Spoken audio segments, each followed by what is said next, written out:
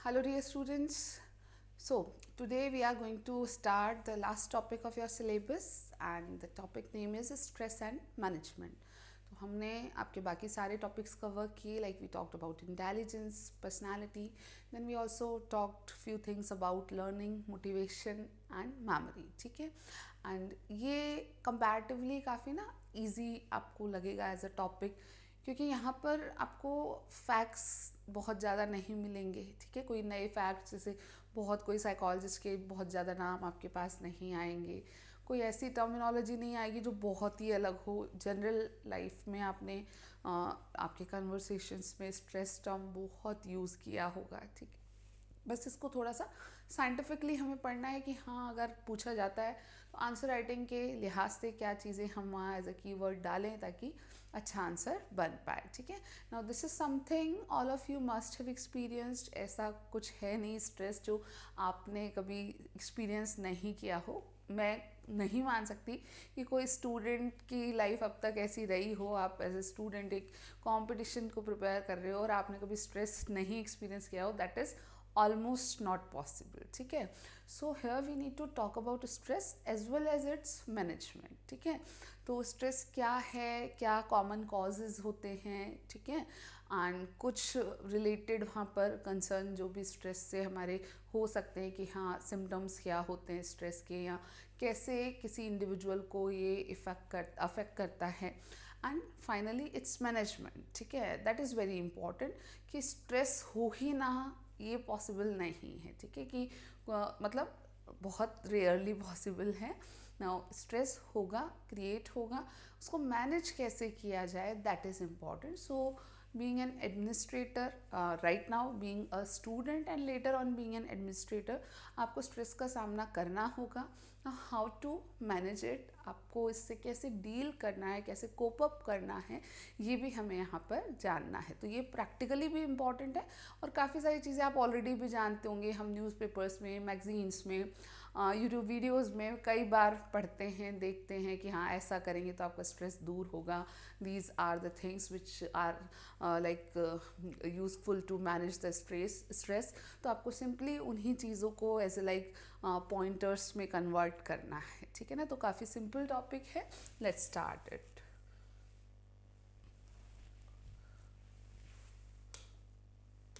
First of all let's talk about concept of stress ठीक है now है क्या हमने सबने फील किया है हम कहते हैं कि यार बहुत स्ट्रेस हो रहा है इस चीज़ का ठीक है कल एग्ज़ाम है और मैं बहुत स्ट्रेस में हूँ कल मुझे टेस्ट सीरीज़ का ये वाले पोर्शन का टेस्ट देना है लेकिन मैंने कवर नहीं किया मैं बहुत स्ट्रेस में हूँ ठीक है या फिर कोई जॉब इंटरव्यू देने के लिए जाने वाला है ठीक है तो कल मेरा इंटरव्यू है बहुत स्ट्रेस फील हो रहा है ठीक है these are the common conversation we hear या वी से जनरली ठीक है अब यहाँ लेकिन डिफाइन कैसे करें या कैसे बताएं कि क्या होता है stress so let's see that stress can be defined as the sensation of pressure and discomfort एक होता है हमारा normal state when there is no pressure and discomfort but stressful situation जब होती है तो आपको एक ऐसी sensation होती है जो pressure create करती है जो discomfort create करती है now ये discomfort आपका bodily भी होगा as well as mental तो होगा ही होगा ठीक है तो psychological और physiological दोनों aspects पर influence डालता है stress the sources of stress may emanate from oneself others in one surrounding environment तो आपको ध्यान रखना है कि सोर्सेज जो है स्ट्रेस के वो दोनों तरीक़ों से आ सकते हैं एक तो आपके अपने आप से भी इमनेट हो सकते हैं यानी क्रिएट हो सकते हैं ठीक है दूसरा आपके सराउंडिंग एनवायरनमेंट में जो दूसरे लोग हैं उन लोगों के कारण भी आप में स्ट्रेस क्रिएट हो सकता है ठीक है इनफैक्ट जो सराउंडिंग सिचुएशंस हैं ठीक है वो भी स्ट्रेस क्रिएट कर सकती है they can also be responsible for creating stress तो इंटरनल और एक्सटर्नल दोनों तरीके से स्ट्रेस आप में क्रिएट हो सकता है that is the thing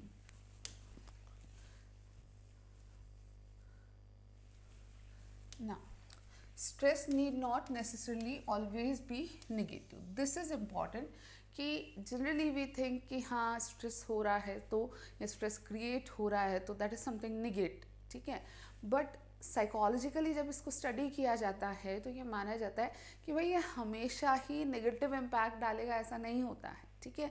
stress has both positive and negative dimensions. Important ये है कि स्ट्रेस के दोनों डायमेंशंस कंसीडर किए जाते हैं कि समटाइम्स इट्स पॉजिटिव ऑल्सो, ठीक है, और नेगेटिव तो होता है लेकिन पॉजिटिव डायमेंशन भी है इसका। The positive aspect of stress is termed as eustress. That is important कि जो पॉजिटिव डायमेंशन है स्ट्रेस का उसको क्या नाम दिया जाता है, यूस्ट्रेस नाम दिया जाता है, meaning stress producing positive results. So stress which creates positive results, जिसके कारण कोई चीज़, कोई एक्शन, कोई एक्टिविटी आप करने जा रहे हैं और उसके रिजल्ट पर एक पॉजिटिव इम्पैक्ट आ रहा है, वो आपको और प्रोडक्टिव बना रहा है, दैट इज़ यूस्ट्रेस, ठीक है। तो it is very clear that while you are ready for an examination, you have revise the content very well, आपने पूरा सिलेबस कवर कर लिया है, आपने प्रॉपर 3-4 रिविज़न ले लिए, फिर भी स्ट्रेस हो रहा है, and that stress is actually eustress, जिसके कारण आप परफॉर्म कर रहे हैं और अच्छा परफॉर्म कर रहे हैं, आपकी प्रोडक्टिविटी जो है वो इन्हांस हो रही है। तो एक पॉजिटिव इम्पैक्ट आ रहा है उस स्ट्रेस का आपकी ओवरऑल जो परफॉर्मेंस है उस पर। The negative dimension is called distress. In comparison, when we talk about the negative dimension, उस negative dimension को क्या नाम देते हैं, distress का नाम देते हैं।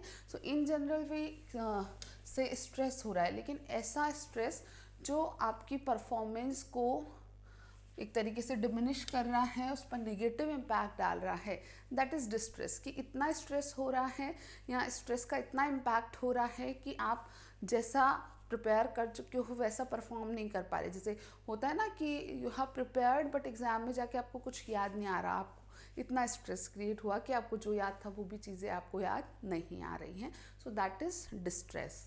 Now, the positive aspect of stress, which is termed as eustress, produces positive results. The negative dimension of stress or distress often causes unpleasantness and leads to poor performance. So, that is the conclusion here कि अगर हम बात करते हैं eustress की, which is the positive dimension of stress, ये क्या produce करता है, बिल्कुल पॉजिटिव रिजल्ट्स प्रोड्यूस करता है, आपकी परफॉर्मेंस को इन्हांस करता है, इम्प्रूव करता है।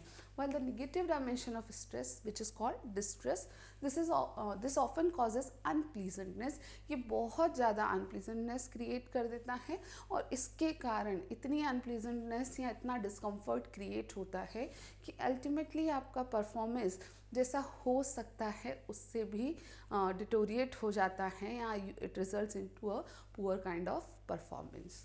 Now stress can be described as the pattern of responses that an individual exhibits in reaction to a stimulus that disrupts their equilibrium and surpasses their ability to cope. Now, this is the proper definition of stress, specifically the negative one. Distress को हम यहाँ actual में define कर रहे हैं and generally जब हम stress को पढ़ रहे होते हैं, ठीक है, तो जैसे हम सिम्टम्स पढ़ेंगे, हम उसका इम्पैक्ट पढ़ेंगे, तो हम डिस्ट्रेस को फोकस में रखते हैं बिकॉज यूस्ट्रेस इज़ पॉजिटिव, ठीक है, वो तो आपकी परफॉर्मेंस को और अच्छा बना रहा है, ठीक है।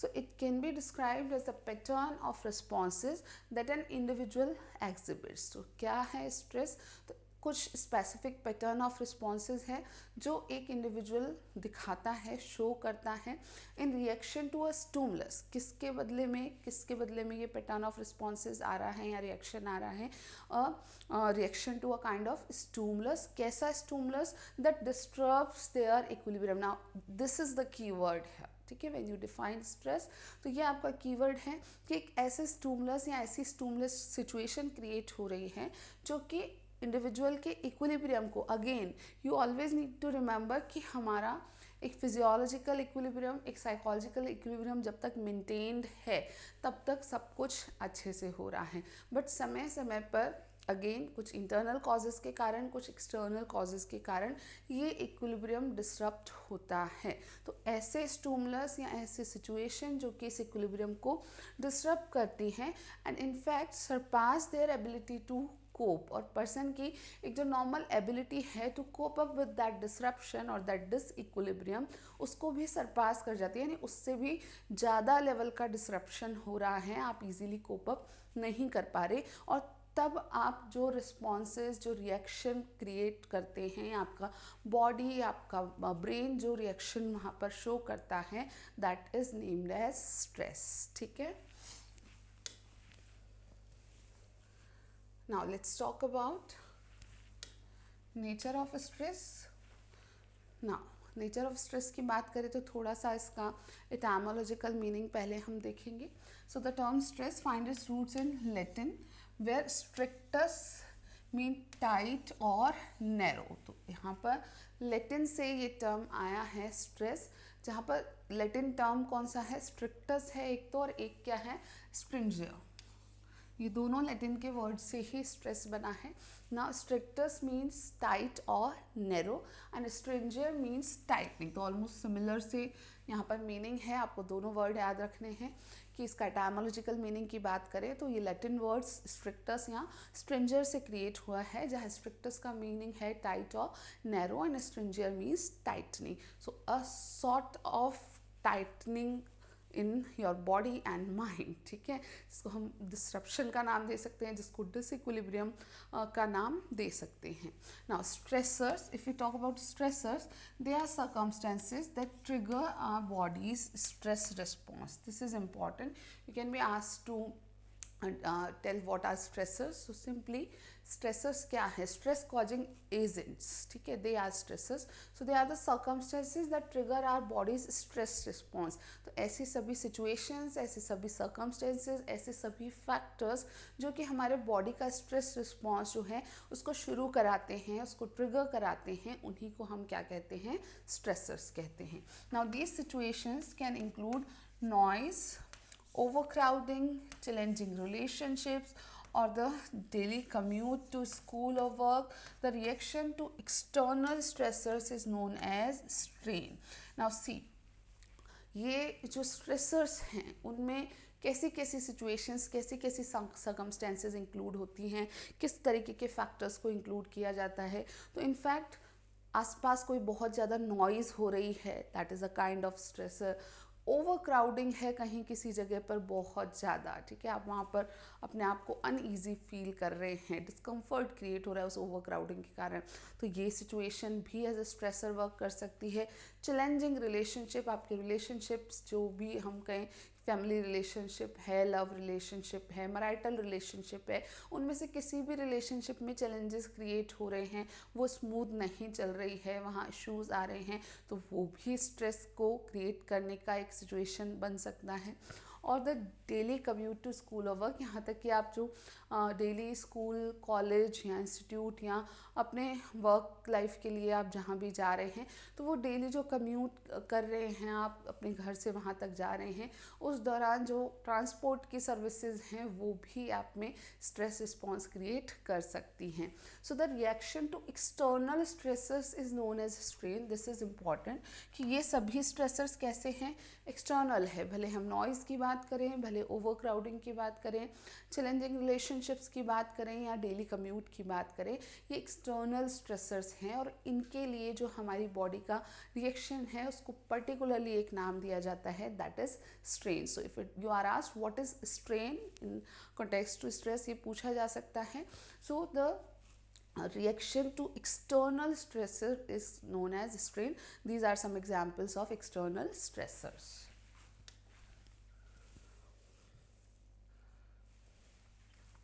Now there's a name, एक ही नाम आपका आएगा इस पूरे टॉपिक में, Hans Selye. Hans Selye is known as the like father of stress research, study on stress. So he worked a lot on stress. बहुत सारा रिसर्च स्टडी इनका रहा है स्ट्रेस के ऊपर, और फाउंडर या फादर ऑफ स्ट्रेस रिसर्च इनको कहा जाता है.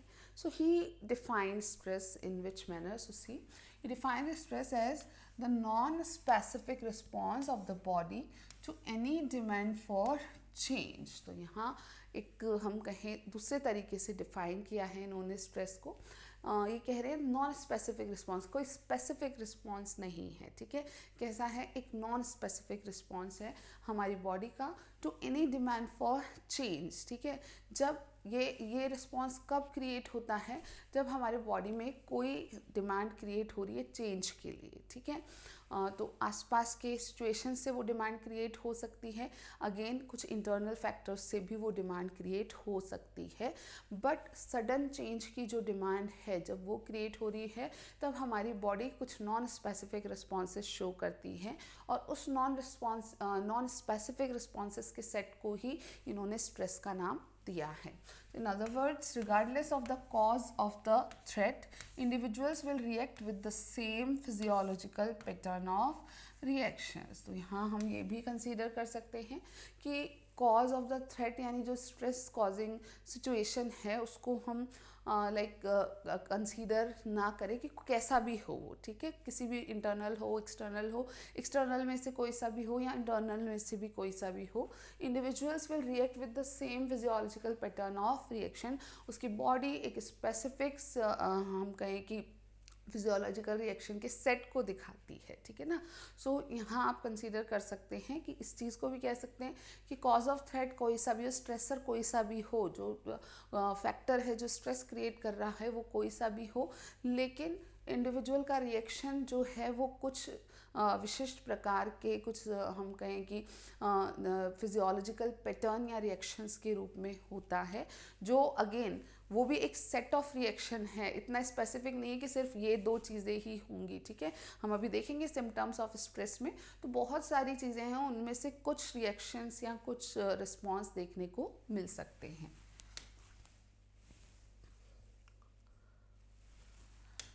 Now, stress is a dynamic mental state, a disruption of balance or homeostasis that necessitates restoring equilibrium. Now, this is the conclusion what we have talked till now.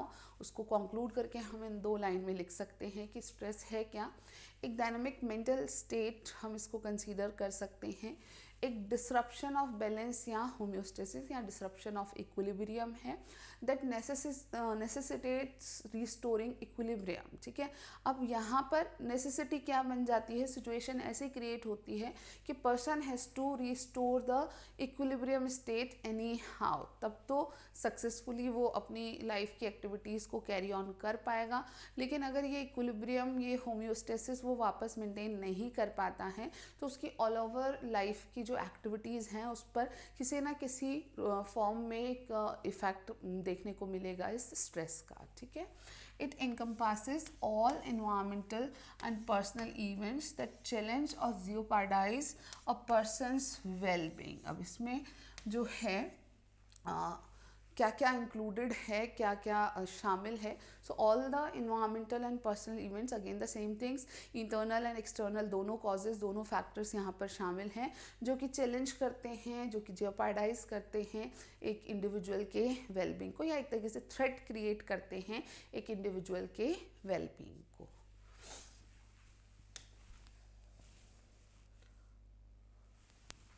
Now see, stressors can be of different types. Stressors कैसे कैसे हो सकते हैं, तो in general external हो सकते हैं या फिर इंटरनल हो सकते हैं। So I have told you this earlier, हम पहले से बात करते आ रहे हैं कि जो स्ट्रेसर्स हैं, जो कॉजेज ऑफ स्ट्रेस हैं, वो इंटरनली क्रिएट हो सकते हैं या एक्सटर्नल इन्वायरमेंट में से क्रिएट हो सकते हैं। So external such as environmental factors like noise and air pollution and many more, ठीक है। तो बाहर से एक्सटर्नल इन्वायरमेंट से जो भी चीज़ें आपके स्ट्रेस रिस्पॉन्स को अराइज करती हैं वो सभी एक्सटर्नल स्ट्रेसर्स होते हैं। Similarly internal like including social factors like the end of a friendship और लोनलीनेस। तो अगर आपकी कोई फ्रेंडशिप थी वो एंड हो गई और उससे आपको लोनलीनेस क्रिएट हो रही है, तो था तो सोशल फैक्टर, लेकिन अल्टीमेट जो यहाँ पर कंसर्न आ रहा है वो कैसा है, इंटरनल है कि क्योंकि फ्रेंडशिप एंड हो गई इसलिए अब आपको लोनलीनेस फील हो रहा है। That loneliness itself is an internal stressor, ठीक है। Now psychological factors like conflict और frustration within an individual. Similarly कुछ सिचुएशंस के कारण अगर इंडिविजुअल में कॉन्फ्लिक्ट अराइज हो रहा है, conflict is a mental state where you are not able to decide between some choices, ठीक है। कुछ आपके पास ऑल्टरनेटिव है लेकिन आप बहुत ज़्यादा कॉन्फ्लिक्ट के स्टेट में रहते हैं, व्हाट शुड आई डू, कि ये करना चाहिए, ये करना चाहिए, ये मुझे ज़्यादा फ़ायदा रहेगा इस चीज़ को करने में या उस चीज़ को करने में, ठीक है।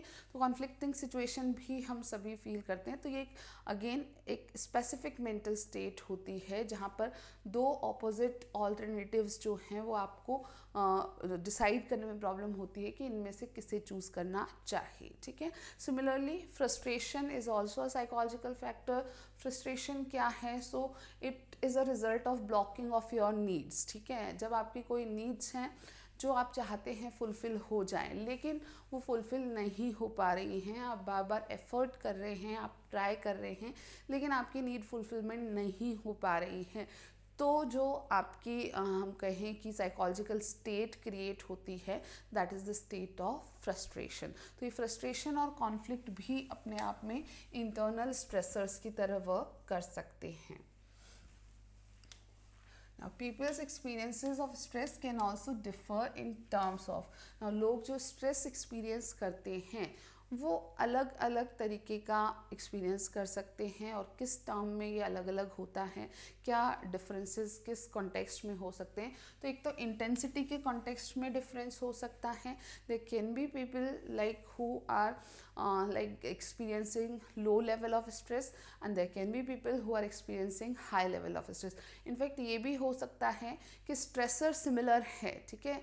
मान लो कोई एक्सटर्नल स्ट्रेसर है, आपने कहीं जाना है और ट्रैफिक जैम है बहुत ज़्यादा, आपको टाइमली कहीं पहुंचना था, आपने कोई बहुत इंपॉर्टेंट मीटिंग था आपका, you have to reach somewhere, लेकिन क्या हुआ कि ट्रैफिक जैम हो गया, सडन कोई रीज़न हुआ जिस कारण से ना उस सिमिलर स्ट्रेसर के कारण बहुत सारे लोगों का साथ हुआ ये चीज़, तो कुछ लोगों को वहाँ लो स्ट्रेस एक्सपीरियंस होगा लेकिन बहुत ज़्यादा नहीं, लेकिन उसी सिचुएशन में किसी पर्टिकुलर इंडिविजुअल को बहुत हाई स्ट्रेस भी एक्सपीरियंस हो सकता है। तो लोगों का जो एक्सपीरियंस है स्ट्रेस का वो डिफ़र करता है, एक तो किसके कंटेक्स्ट में, इंटेंसिटी के कंटेक्स्ट में, दूसरा ड्यूरेशन के कंटेक्स्ट में, that is short term versus long term. तो कुछ लोग किसी पर्टिकुलर स्ट्रेसर के कारण सिर्फ शॉर्ट टर्म स्ट्रेस एक्सपीरियंस करते हैं, यानी कुछ देर में वो उससे कोप अप कर लेते हैं बहुत आसानी से, लेकिन कुछ लोग उसी स्ट्रेसर के कारण एक लॉन्ग टर्म स्ट्रेस फील करते हैं। Like we were talking frustration as a cause of stress, ठीक है। फ्रस्ट्रेशन एज अ स्ट्रेसर की अगर हम बात करें तो suppose someone has given a particular competitive exams 2 times और 3 times, ठीक है। ऐसे दो अलग अलग स्टूडेंट्स की मैं बात करूं, दोनों ने दो बार उस पर्टिकुलर एग्ज़ाम की प्रिपरेशन की है, एग्ज़ाम दिया है, बट दोनों ही सक्सेसफुल नहीं हुए। Now this is a situation which may create frustration, ठीक है। तो दोनों ने अपना एफर्ट डाला, दोनों ही लाइक कुछ पॉइंट से मार्क्स से वहाँ पर रह गए हैं ना। एक इंडिविजुअल, एक स्टूडेंट जो है वो अब लॉन्ग टर्म स्ट्रेस में है, वो उससे बाहर ही नहीं निकल के आ पा रहा, वो सोच ही नहीं पा रहा कि now what I have to do, कैसे कोप अप करना है, उसे नहीं पता चल रहा, वो लॉन्ग टर्म पर उस कारण से स्ट्रेस में आ गया है।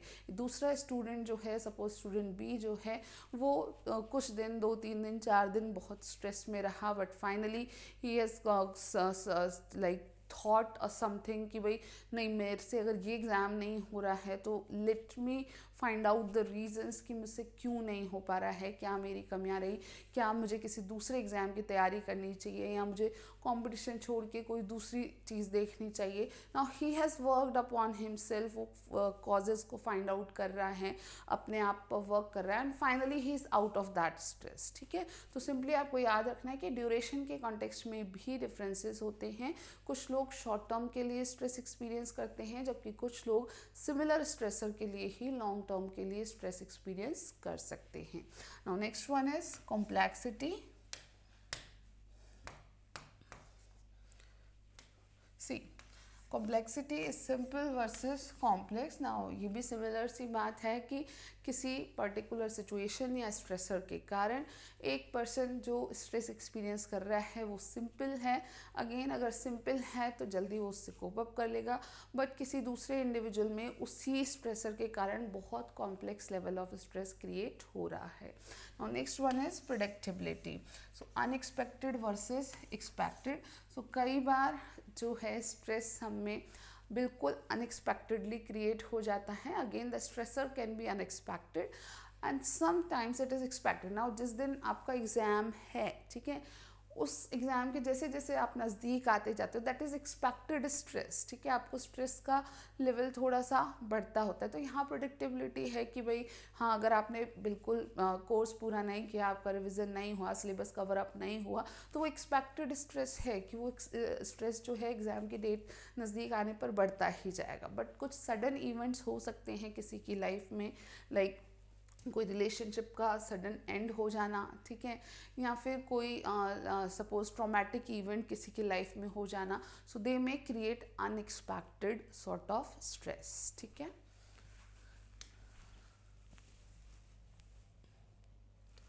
नाउ रिएक्शन टू स्ट्रेस और some symptoms of stress we need to talk.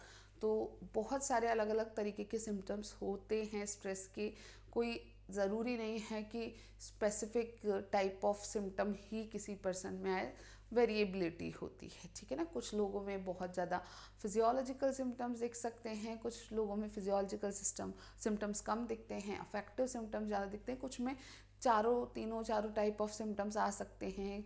तो वेरिएबिलिटी होती है बहुत सारी। तो सिम्टम्स जो हैं they are classified under these four heads, like there can be physiological effects or symptoms, then affective reactions or symptoms, similarly cognitive reactions or symptoms, and behavioral reactions or symptoms. Let's talk about them one by one. First of all हम बात करें किसके बारे में, physiological sort of जो reaction है उनके बारे में।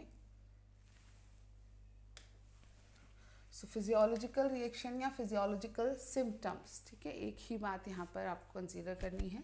ये क्या है, दीज सिम्टम्स और reaction refer to the physical functions of the human body which get affected under stress and do not work in their normal routine. तो फिजियोलॉजिकल रिएक्शंस क्या होते हैं, तो क्वाइट सिंपल कि बॉडी जो है हमारी ह्यूमन बॉडी है उसके जो फिज़िकल फंक्शन अफेक्ट हो जाते हैं स्ट्रेस की सिचुएशन में, और ये फिज़िकल फंक्शन अपने नॉर्मल रूटीन जो फंक्शनिंग है उस तरीके से नहीं हो पाते हैं, तो उसको हम फिजियोलॉजिकल सिम्टम्स या रिएक्शन की कैटेगरी में प्लेस करते हैं।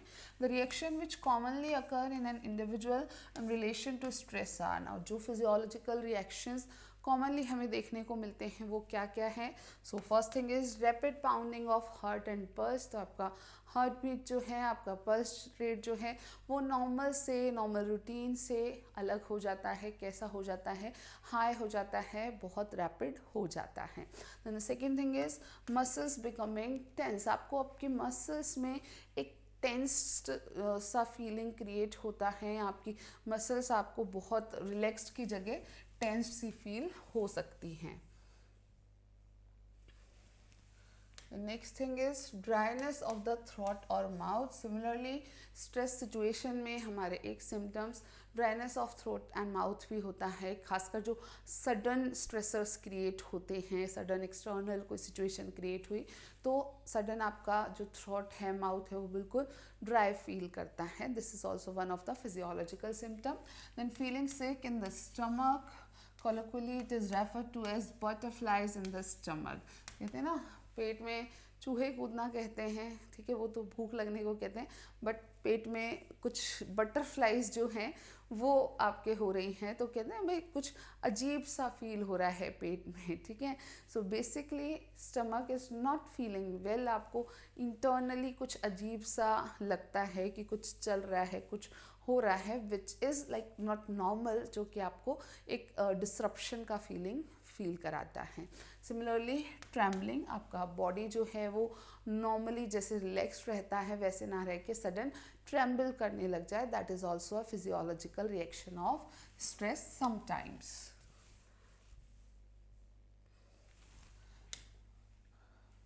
See, generally it is the vulnerable and weak bodily system that gets affected by stress first. This is very important कि हमारे बॉडी के कुछ वल्नरेबल और वीक बॉडीली सिस्टम अगर हैं, यानी किसी की बॉडी में ऑलरेडी कोई बॉडी सिस्टम जो है, ऑर्गन सिस्टम जो है वो काफ़ी वीक है, ठीक है, तो वो सबसे पहले स्ट्रेस से अफेक्ट होता है, ठीक है। जैसे मान लो सपोज किसी का डाइजेस्टिव सिस्टम जो है वो पहले से ही बहुत वीक है, तो स्ट्रेस की सिचुएशन में उसका डाइजेस्टिव सिस्टम बहुत जल्दी अफेक्ट हो जाता है। The resulting symptoms are therefore called psychosomatic reactions. Now यहाँ पर ये जो बॉडीली सिम्टम्स हमारे नज़र आते हैं स्ट्रेस से जो रिजल्ट करते हैं या स्ट्रेस का जो रिजल्ट होते हैं, इनको क्या नाम दिया जाता है? These are called psychosomatic reactions. For instance, if the respiratory system is weak, stress affects it and that may lead to asthma.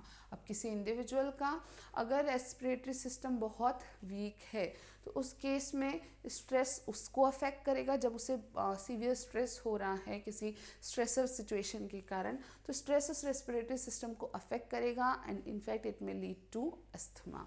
Similarly, if the digestive system is vulnerable, it becomes the target for the attack of stress. It usually results in ulcer. तो अगर किसी का digestive system बहुत weak है already, तो उस case में उसे जब स्ट्रेस क्रिएट हो रहा है तो उसका डाइजेस्टिव सिस्टम वल्नरेबल है वहाँ पर, ठीक है, और उस कारण से उस स्ट्रेस का अटैक किस पर होता है? उस इंडिविजुअल के डाइजेस्टिव सिस्टम पे.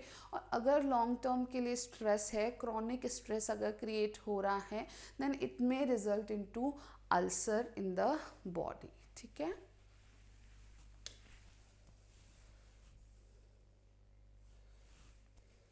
ये बात हुई हमारी फिजियोलॉजिकल सिम्टम्स या फिजियोलॉजिकल रिएक्शंस की. Let's talk about the affective reactions. Affective related to your feelings, ठीक है. अफेक्शन आपके इमोशंस या फीलिंग्स से रिलेटेड है. Now these reactions are emotional responses.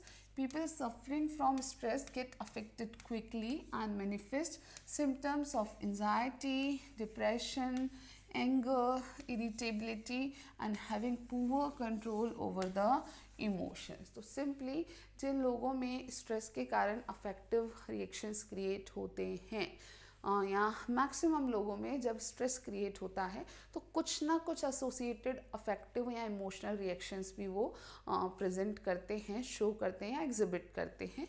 So people suffering from stress get affected quickly. तो उनके emotions बहुत जल्दी अफेक्ट होते हैं और कुछ सिम्टम्स एंजाइटी के, डिप्रेशन के, एंगर के या इरिटेबिलिटी के उनमें नज़र आ सकते हैं.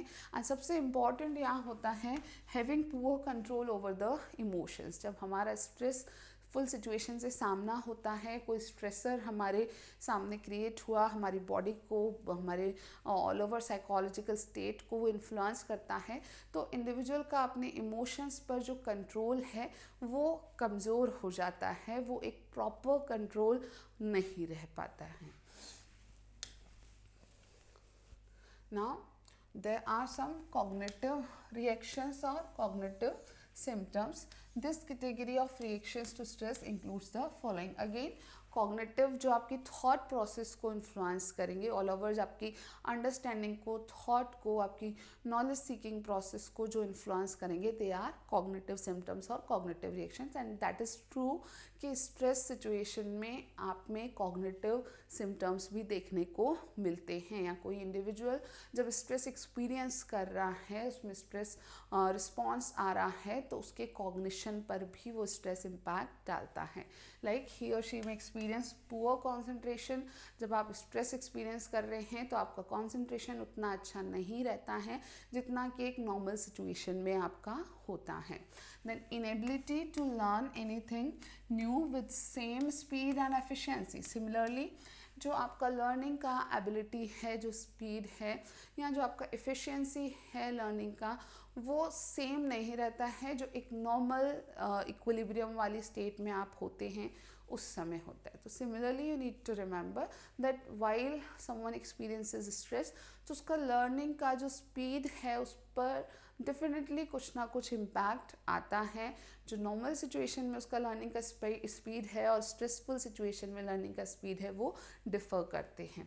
Then similarly there is the case of forgetting, और ये मैंने आपको शुरू में ही एग्जांपल दिया था while we were talking about distress, कि कोई पर्सन बहुत ज़्यादा स्ट्रेस एक्सपीरियंस कर रहा है किसी एग्ज़ाम को देने के लिए, वहाँ जाके वो बैठा है एग्ज़ाम हॉल में और उसे लग रहा है कि अब उसे कुछ भी याद नहीं आ रहा, और असल में उसे आंसर करते टाइम कुछ भी याद नहीं आता। So that is the cognitive reaction और the cognitive symptom of stress.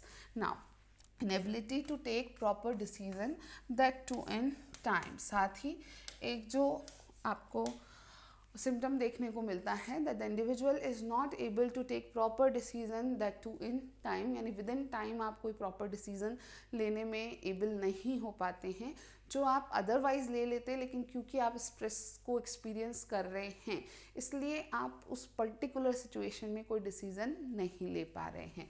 That is also kind of cognitive symptom.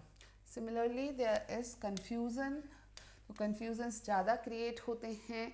यही रीज़न होता है ना कि आप when you are out of the exam hall, ठीक है, आपको कोई पेपर दिखाता है ना किसी भी तरीके का, जनरली इट हैपन्स कि हाँ इसका आंसर ये है, इसका आंसर ये, it was easy, very easy, ठीक है, लेकिन जब वही इंडिविजुअल एग्ज़ाम हॉल में बैठ कर के एग्ज़ाम दे रहा होता है तो उसे बहुत ज़्यादा कन्फ्यूजन्स क्रिएट होते हैं। सो that is the reaction of stress. तो आपको सिंपली याद रखना है कि कंसंट्रेशन का कम हो जाना, लर्निंग की स्पीड या जो पेस है वो स्लो हो जाना, कन्फ्यूजन्स क्रिएट हो जाना, डिसीज़न लेने की प्रॉपर एबिलिटी जो है वो नहीं होना, all these are the cognitive reactions of stress. Similarly gate crashing of ideas, तो बेसिकली नए आइडियाज़ बिल्कुल नहीं आ रहे हैं, that is gate crashing of ideas. And negative और अनहेल्दी थॉट क्रिएट होना, तो यहाँ कनेक्शन है सीधा सीधा कि जब आप स्ट्रेस एक्सपीरियंस कर रहे हैं तो पॉजिटिव थॉट्स के बजाय बहुत ज़्यादा निगेटिव और अनहेल्दी थॉट्स आप में क्रिएट होते हैं, that is a cognitive reaction of stress. Now आपको कोई पर्टिकुलर पूछ सकते हो that what are the cognitive reaction of stress और what are the physiological reactions of stress, इस कारण हमको ये सारे कंसिडर करने हैं। और अगर सिंपली आ जाता है mention the symptoms of stresses और what are the reactions towards stress, तो आपको चारों कैटेगरीज में से कुछ कुछ 4-4 5-5 पॉइंट लिखने हैं। 5 मार्कर में आता है तो you will get full marks there, ठीक है। The physiological, affective and cognitive reactions are covert in nature. ना सी, ये जो सारे फिजियोलॉजिकल, अफेक्टिव एंड कॉग्निटिव हमने रिएक्शंस देखे, ये सब कोवर्ट कहलाते हैं। कोवर्ट इज इंटरनल, हिडन, ठीक है।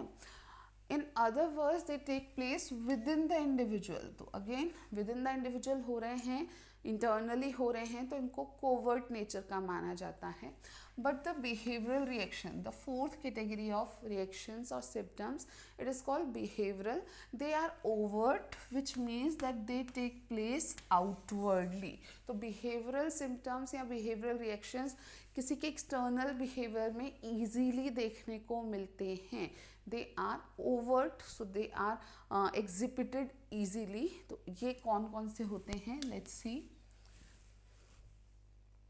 They include behaviors like crying. So someone may cry in the situation of stress or while experiencing the stress, and crying is easily visible, ठीक है। आपके नेगेटिव थॉट्स आ रहे हैं brain में, क्या वो easily visible है? क्या एक्सटर्नली दिखेगा? क्या आप बैठे हैं एक जगह और आपको बहुत नेगेटिव थॉट्स आ रहे हैं, बाहर से किसी को पता चल सकता है कि आपको नेगेटिव थॉट्स आ रहे हैं? नहीं पता चल सकता। But if you are crying, ठीक है, that is a behavioural symptom, वो इजीली दिखेगा, वो आसानी से पता चलता है। सिमिलरली टॉकिंग इनकोहेरेंटली, कुछ भी इनकोहेरेंट बोलते जाना या अनरिलेटेड कंटेंट कुछ भी कहते जाना, लाइक होता है ना समटाइम्स हम अपने आप को ब्लेम करने लगते हैं, किसी दूसरे को या सिचुएशंस को ब्लेम करने लगते हैं, तो ऐसी चीज़ें बोलना जो कोहेरेंट नहीं है, जिनका कोई डायरेक्ट लिंक नहीं है, लेकिन फिर भी आप उसके बारे में बोलने लगते हैं। देन इररिलेवेंट स्पीच सिमिलरली बिल्कुल जो अनलिंक्ड हैं उन चीज़ों को लिंक करना, बिल्कुल इररिलेवेंट बातों को कनेक्ट कर देना सिमिलर बात है, बट दो चीज़ें के रूप में भी आप लिख सकते हैं कि एक इनकोहेरेंट एंड इररिलेवेंट स्पीच भी आप इसको लिख सकते हैं. Then hitting, sometimes people do start hitting while experiencing stress. अपने आप को हिट कर सकते हैं, दूसरों को भी कर सकते हैं. जब आपका स्ट्रेस जो है, ठीक है, वो हार्मफुल स्टेट पे आ जाता है तो ये हिटिंग बिहेवियर जो है वो दिखाई देता है. देन बैशिंग और banging, sometimes this is also visible, ठीक है, सिर फोड़ना, इधर उधर जा कर के अपने आप को हार्म करने की कोशिश करना, दूसरों को धक्का देना, ठीक है, these are the behavioural reactions of stress. Now let's talk few more things about stressors. Stressors क्या हैं तो हमने बात किया, ठीक है, स्ट्रेस कॉजिंग फैक्टर्स और एजेंट्स, ठीक है, वो स्ट्रेसर्स होते हैं जो आपके बॉडी के स्ट्रेस रिएक्शन को ट्रिगर करते हैं, उनको हम क्या कहते हैं, स्ट्रेसर्स कहते हैं. Stressors are events and situations such as bus rides or interviews to which people must react. तो सिंपली ऐसे इवेंट, ऐसे सिचुएशन जिनके लिए लोग रिएक्ट करते हैं या उनमें स्ट्रेस रिस्पॉन्स जो है वो अराइज होता ही है, उनको हम क्या कहते हैं, स्ट्रेसर्स कहते हैं. कोई बस राइड भी एज ए स्ट्रेसर वर्क कर सकती है, किसी इंडिविजुअल का कोई इंटरव्यू है वो भी एज ए स्ट्रेसर वर्क कर सकता है. Now these stressors are perceived as mild and motivating for some and moderately or severely stressful for others. Now हमने पहले ही ये बात कर ली कि डिफरेंसेस होते हैं, स्ट्रेस के एक्सपीरियंस में लोग डिफर करते हैं. So simply you need to remember कि ये स्ट्रेसर्स कुछ लोगों के लिए बहुत माइल्ड एंड मोटिवेटिंग हो सकते हैं, सिमिलर काइंड ऑफ स्ट्रेसर, ठीक है, जबकि वो ही स्ट्रेसर किसी के लिए बहुत ही मॉडरेटली या सीवियरली स्ट्रेसफुल भी हो सकते हैं. Now they affect well being of people. ये स्ट्रेस जो है, सॉरी, ये स्ट्रेसर्स जो हैं ये हमारे वेलबींग को डेफिनेटली अफेक्ट करते हैं. The common stressors include the following. Common stressors क्या क्या हो सकते हैं? सो बोर्डम और loneliness is a kind of stressor. Similarly frustration, we have already talked about it, it is a kind of stressor. Conflict भी एक प्रकार का स्ट्रेसर है. Then pressure to meet deadlines. किसी भी सिचुएशन में अगर आपके पास डेडलाइंस जो हैं वो दी हुई हैं और आपको उन डेडलाइंस के अंदर ही चीज़ों को करना है, तो जो प्रेशर क्रिएट होता है that I have to do this within this time frame, तो वो डेडलाइन को फुल आउट करना या डेडलाइन को फुलफिल करना विद इन दैट टाइम, उस काम को करना, इसका भी प्रेशर जो है वो एज ए स्ट्रेसर वर्क कर सकता है. Again competition is like very clearly A stressor, कि जब आप बहुत ज़्यादा कंपटीशन एक्सपीरियंस करते हैं तो वो भी एज ए स्ट्रेसर वर्क करता है. After this increase responsibility. किसी पर्सन पर, किसी इंडिविजुअल पर सडन रिस्पॉन्सिबिलिटी में इंक्रीमेंट हो जाए, तो होता है ना कई बार ऐसा हो जाता है कि आप बिल्कुल फ्री थे, आपको कोई रिस्पॉन्सिबिलिटी नहीं थी, बट सडन फैमिली में कुछ हुआ that now you will be responsible for this thing, ठीक है, तो वो इंक्रीज रिस्पॉन्सिबिलिटी भी एज अ स्ट्रेसर वर्क करती है. Exertion due to travel, exertion due to travel और एनी फिजिकल और मेंटल वर्क. अगर आपकी बॉडी पर बहुत ज़्यादा एक्सर्शन हो रहा है, आप उसकी कैपेसिटी से ज़्यादा वर्क कर रहे हैं, तो कोई भी फिजिकल या इनफैक्ट मेंटल वर्क भी आप इतना एक्सेस में कर रहे हैं कि आपकी बॉडी उससे इजीली या कंफर्टेबली कोप अप नहीं कर रही है, तो वो एक्सर्शन भी स्ट्रेस का कारण बन सकता है. Now divorce, separation and death of loved ones, that is very clear कि ये ट्रॉमेटिक इवेंट्स अगर किसी लाइफ में होते हैं कि आपका मैरिटल रिलेशनशिप एंड हो रहा है, डिवोर्स हो जा रहा है या सेपरेशन हो जा रहा है या फिर कोई लव्ड वन की डेथ हो जा रही है, तो that is a major stressful situation. तो ये चीज़ें एज ए स्ट्रेसर वर्क करती ही हैं. Then trouble in interpersonal relations such as parents, in-laws, friends, boss, servants, etc.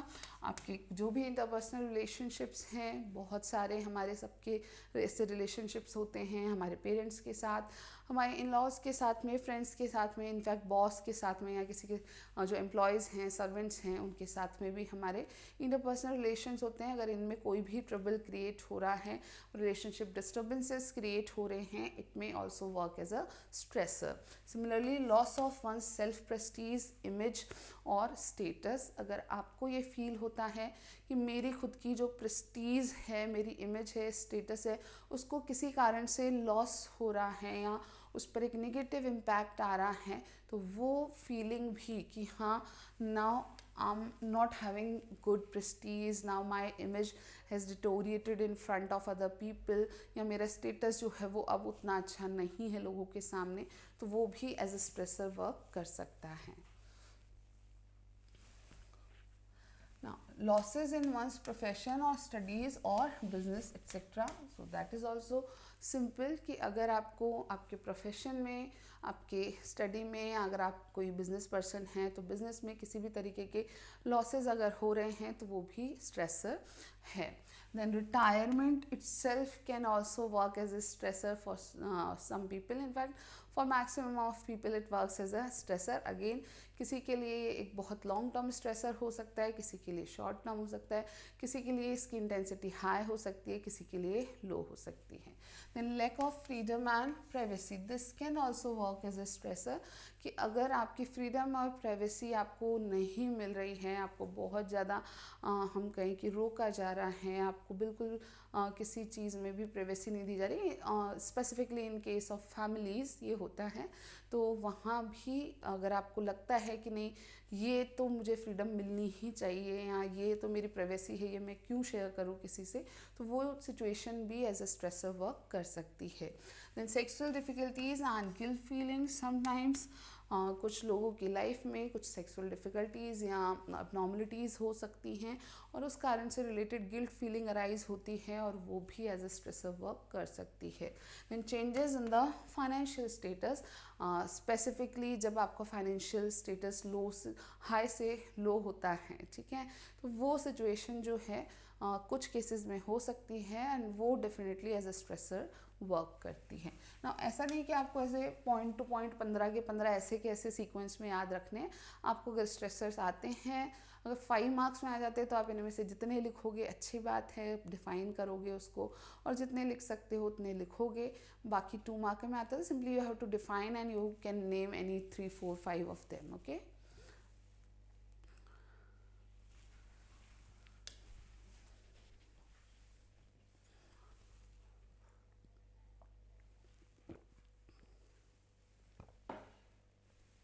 see, now let's talk about types of stress.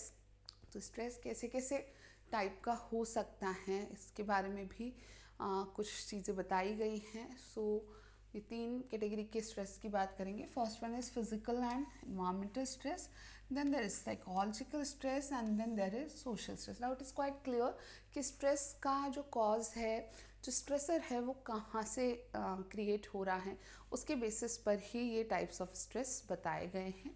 So let's talk about them one by one. First one is physical and environmental stress. Now physical stress क्या है? It refers to demands that affect the body's physical state. So directly physical state जो है हमारी body की, उस पर कोई direct effect अगर कोई चीज़ डाल रही है तो उसको फिजिकल स्ट्रेस कहते हैं, ठीक है ना। भाई बॉडी से रिलेटेड प्रॉब्लम ही बॉडी पर जब इम्पैक्ट कर रही है, that is your physical stress. जैसे बहुत एक्सर्शन आपकी बॉडी ने लिया और उसके कारण आपके कोई पर्टिकुलर ऑर्गन सिस्टम की फंक्शनिंग जो है वो अच्छे से वर्क नहीं कर रही है, दैट इज़ फिजिकल स्ट्रेस। या कहीं पर्टिकुलर जगह पर आपको पेन है लंबे समय से, तो that will create physical stress. Then environmental stress on the other hand are related to elements in our surroundings that are often beyond our control, including air pollution, overcrowding, noise, extreme heat in the summer, और severe cold in the winter. तो direct जो physical environment है हमारा, ठीक है ना, उससे related कुछ चीज़ें, उससे रिलेटेड कुछ फैक्टर्स हैं जो हमारे कंट्रोल में नहीं होते हैं और वो भी स्ट्रेस क्रिएट कर सकते हैं। तो वो स्ट्रेस एनवायरमेंटल स्ट्रेस कहलाता है। लाइक एयर पॉल्यूशन, आप अकेले एयर पॉल्यूशन को कंट्रोल नहीं कर सकते हैं, ठीक है, आपके हाथ की चीज़ नहीं है वो, but air pollution will have some effect on you, ठीक है, वो आपका एक एनवायरमेंटल स्ट्रेस है। सिमिलरली ओवर क्राउडिंग है या नॉइज़ है, या फिर गर्मियों में बहुत एक्सट्रीम गर्मी पड़ रही है, सर्दियों में एक्सट्रीम सर्दी पड़ रही है, तो उसका इफ़ेक्ट तो आएगा आपके ऊपर, स्ट्रेसफुल सिचुएशन क्रिएट होगी, but they are beyond your control, तो उनको एनवायरमेंटल स्ट्रेसेस बोलते हैं। Now let's talk about the psychological stress. The psychological stress is internally generated and personalized, originating within an individual's thoughts and emotions. तो आपके thoughts और emotions से ही जो stress arise हो रहा है, तो वो इंटरनली जनरेटेड है, कोई एक्सटर्नल फैक्टर्स का यहाँ बहुत बड़ा रोल नहीं है, पर्सनलाइज्ड है कि आप एज अ पर्सन जिस तरीके के थॉट्स रखते हैं, एज अ पर्सन आपके जैसे इमोशन वर्क कर रहे हैं, उसके कारण वो स्ट्रेस क्रिएट हो रहा है. So these stresses are unique to the person experiencing them and include concerns about problems, feelings of anxiety and periods of depression. तो simply ये stresses हर person के लिए यूनिक होते हैं, ठीक है, जो पर्सन उन स्ट्रेस को एक्सपीरियंस कर रहा है उसके लिए यूनिक होते हैं. और इसमें क्या क्या, तो अलग अलग आपकी पर्सनल प्रॉब्लम्स से रिलेटेड आपके कंसर्न हो सकते हैं, एंजाइटी का फीलिंग हो सकता है, या फिर डिप्रेशन के कुछ लाइक माइल्ड डिप्रेशन के एपिसोड्स अराइज हो सकते हैं जो कि साइकोलॉजिकल स्ट्रेस को क्रिएट करते हैं. Significant sources of psychological stress encompass. तो ये फ्रस्ट्रेशन और कॉन्फ्लिक्ट की हम ऑलरेडी बात कर रहे थे. तो साइकोलॉजिकल स्ट्रेस कहाँ कहाँ से अराइज होता है, क्या सोर्सेज हैं. तो frustration when your needs are not fulfilled, जो आपके डिज़ायर्स हैं वो ब्लॉक हो रही हैं, तो फ्रस्ट्रेशन क्रिएट होता है. कॉन्फ्लिक्ट इज़ व्हेन टू और more than two opposite situations are available but you are not able to decide what to do. That is the situation of conflict. Similarly, you can feel or experience some internal pressures to do particular things, and there can be some social pressures to do or behave in a particular or in a certain manner. ये सभी कारण बन सकते हैं आपके psychological stress का. Now similarly there are some social stress also, ठीक है. Now as a name is indicating, social stress आपके social interaction के कारण arise होते हैं. So it is induced externally and emerges from interaction with other people. जो हमारे दूसरे लोगों से इंटर रिलेशनशिप्स हैं, जो हमारे इंटरेक्शंस हैं, उनके कारण जो स्ट्रेस हम में क्रिएट होता है, that is social stress. So examples of social stress include events like family death और illnesses, strained relationships and conflicts with neighbors. तो पर्टिकुलरली जो हमारे डायरेक्ट इंटरेक्शन के कारण स्ट्रेस क्रिएट हो रहा है, जैसे कोई नेबर से आपके कॉन्फ्लिक्ट चल रहे हैं, लड़ाई झगड़ा हो रहा है, किसी बात पे रोज़ बहस होती है, that can be a cause of stress. और वो जो स्ट्रेस क्रिएट होगा that is a kind of social stress. Similarly कोई स्ट्रेन रिलेशनशिप है कि आप किसी को वैल्यू करते हैं उस रिलेशनशिप में, लेकिन सामने वाला आपको वैल्यू बिल्कुल नहीं करता है, आपको डिसरिस्पेक्ट किया जा रहा है, तो that is a situation which may result into a kind of stress, and that kind of stress will be named as social stress. Now let's talk about stress and health. Now there are different research studies, और वो सारे research studies ये conclude करते हैं कि stress का, अगर खासकर क्रॉनिक स्ट्रेस चला आ रहा है, लंबे समय तक स्ट्रेस को एक्सपीरियंस कर रहा है, तो उसका आपके ऑल ओवर हेल्थ पर बहुत निगेटिव इम्पैक्ट पड़ सकता है. And there are like various research जो ये कंसीडर करते हैं कि जो हमारा इलनेस है उसमें से काफ़ी सारा percentage of illness, like there are different data, कहीं 70 to 75% की वेरिएशन है, कि कुछ तो रिसर्चर बताते हैं कि around 75% of our illness is actually resulting out of stress. ठीक है, कि हमारे हेल्थ पर जो नेगेटिव इम्पैक्ट आ रहे हैं या जो इलनेस लोग एक्सपीरियंस कर रहे हैं, उसमें से मैक्सिमम का रीज़न उनका स्ट्रेस है। So during stressful period anxiety and nervousness are quite common symptoms. तो बिल्कुल स्ट्रेसफुल पीरियड में आप में एंजाइटी अराइज होना या नर्वसनेस अराइज होना बहुत ही कॉमन सिम्टम है। When these become intense, phobia में develop. A phobia refers to irrational fear over an object, person और एन एनिमल और सिचुएशन। यहाँ आपको ध्यान रखना है कि जब ये एंजाइटी, ये नर्वसनेस बहुत इंटेंस हो जाती हैं, बहुत सीवियर हो जाती हैं, तो फोबिया डेवलप हो सकते हैं। Now what is a phobia? तो फोबिया एक प्रकार का इरेशनल फियर होता है, मतलब there is no logic, no reason behind that fear. और वो फियर किसी पर्टिकुलर ऑब्जेक्ट से, किसी पर्सन से, किसी एनिमल से या किसी सिचुएशन से लिंक्ड हो सकता है, लेकिन वो क्यों लिंक्ड है उसके पीछे एज सच कोई रीज़न नहीं होता है। The person feels unduly anxious when he or she comes across a phobic situation and hence always tries to avoid them.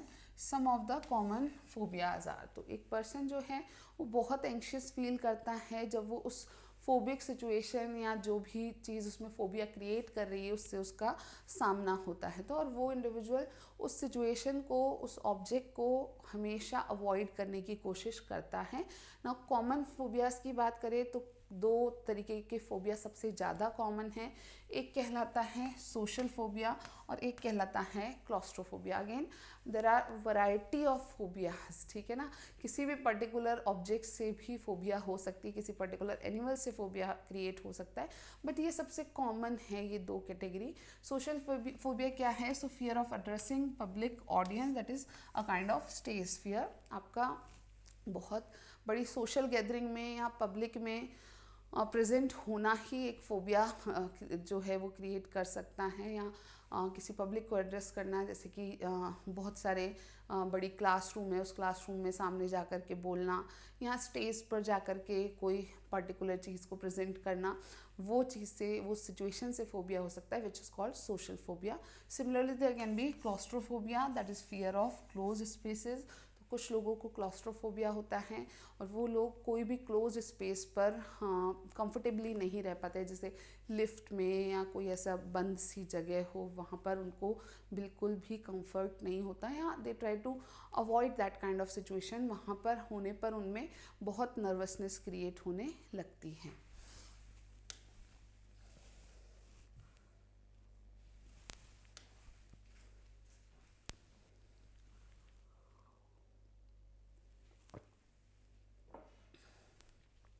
People may encounter fatigue and attitudinal challenges when the stress arising from environmental pressures and constraints becomes overwhelming.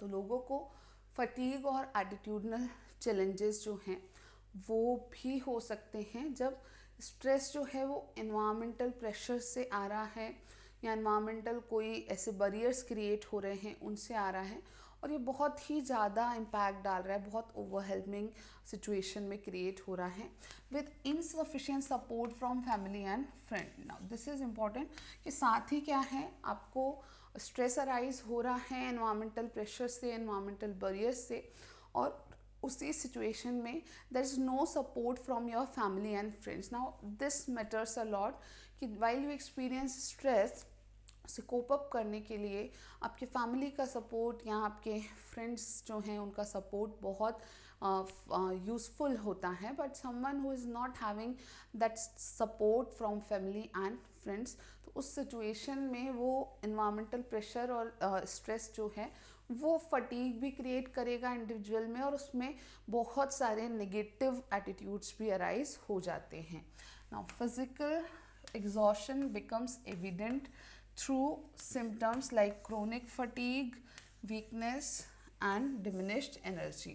और ऐसी situation में physical exhaustion देखने को मिलता है, यानी individual बहुत ज़्यादा फिजिकली एग्जॉस्टेड सा फील करता है, और उसमें क्रोनिक फटीग यानी हमेशा थका थका रहेगा, वो ऐसा सिम्टम नज़र आ सकता है। वीकनेस उसकी बॉडी से आपको दिखने में आ सकती है। डिमिनिश्ड एनर्जी, अगेन फटीग है तो डिमिनिश्ड एनर्जी तो होगी होगी, तो कोई भी काम करने के लिए उसको सफिशिएंट एनर्जी नहीं रह पाती है in that particular kind of situation. So तो मेंटल एग्जॉशन, वो तो थी फिजिकल एग्जॉशन की बात, ठीक है, कि वीकनेस है, फटीग है, लेस एनर्जी है।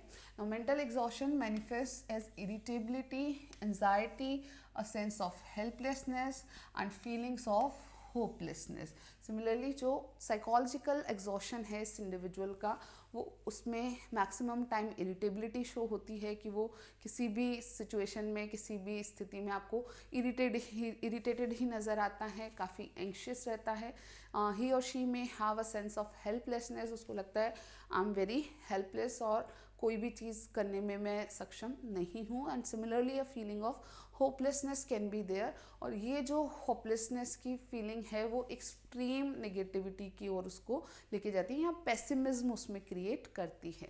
So this state of comprehensive physical, emotional and psychological exhaustion is commonly referred to as burnout. This term is very important. Stress के कॉन्टेक्स्ट में बर्नआउट टर्म बहुत इंपॉर्टेंट है। तो जब क्रॉनिक स्ट्रेस किसी को फील हो रहा है, साथ में ही उसको फैमिली एंड फ्रेंड्स कहीं से भी सफिशिएंट सपोर्ट अवेलेबल नहीं है, तो ऐसी सिचुएशन में उसमें फिजिकल, इमोशनल और साइकोलॉजिकल एग्जॉशन होती है। We talked about some physical exhaustion symptoms and some symptoms of mental exhaustion also. और ऐसी सिचुएशन जहाँ पर फिजिकल, इमोशनल और साइकोलॉजिकल एग्जॉशन हो रही है, that is termed as burnout. You can be asked what is burnout or describe burnout. After this we will talk about general adaptation syndrome. ये general adaptation syndrome hence सेलिए ने ही research के through बताया था। And यहाँ से जो next portion है ये इम्पॉर्टेंट है काफ़ी, तो यहाँ से और बचा हुआ जो स्ट्रेस का पोर्शन है वो हम नेक्स्ट क्लास में कवर करेंगे। That is all for today. Thank you for watching. Bye bye.